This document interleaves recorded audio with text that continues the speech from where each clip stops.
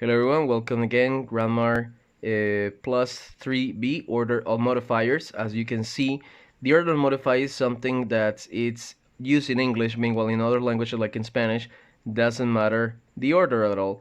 But here we have this order, we have quality, size, shape, age, color, type, material, and noun. So you can use like an acronym stuff if you don't remember the names of all these classifications. Now these are adjectives, but they require an order. So we have Q, S, double S, A, the C, there's a color, there's T, and M, material, and noun. As you can see in the example, we have the quality adjectives. You can actually Google these types of adjectives, and then you can find other examples too.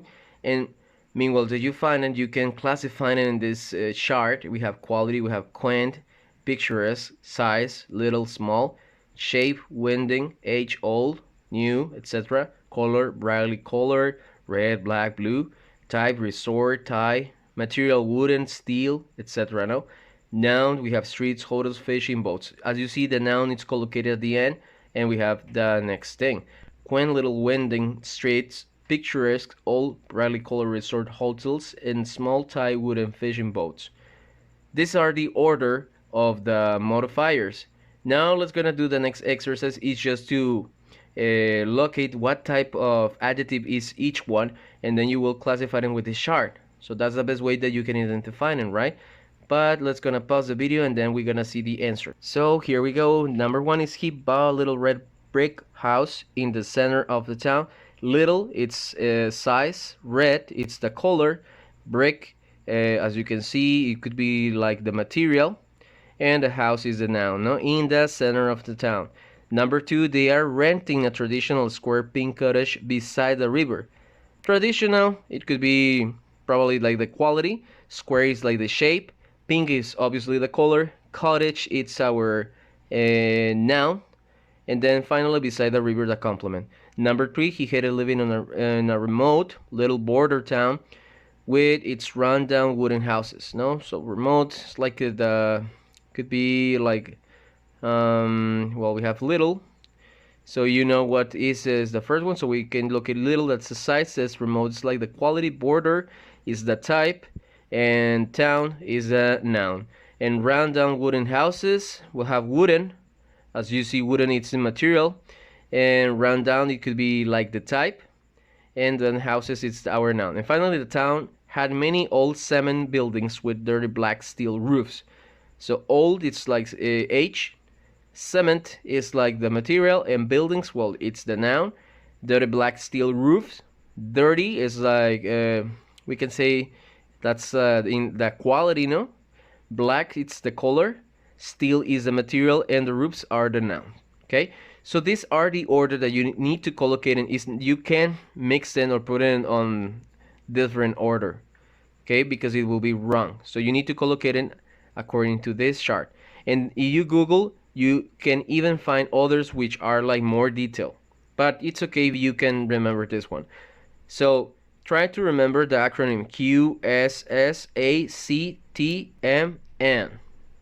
And as you see, this section has two grammar pluses, but this one includes like an extra one. Is a connecting contrasting ideas. For this, there are three ways to connect contrasting ideas. To begin an adverb clause, use although or even though. To begin an independent clause, use the transition words, however, nevertheless, or none on the other hand, etc. Note the punctuation with transition words. And to begin a noun phrase, use the preposition despite of and in spite of. As you can see now, it mentioned the adverb clauses. So we are now with adverb clauses. We previously seen the noun clauses and the defining and non-defining clauses. This feels like a complement. Okay, so pay attention to the examples. I like to live in a small town someday, even though I love all opportunities in big cities. Although I love all opportunities in big cities, I like to live in a small town someday. I love big cities, period. However, slash, on the other hand, you can use either or on the other hand, or however, comma, I like to live in a small town someday. Next, I love big cities. This is semicolon.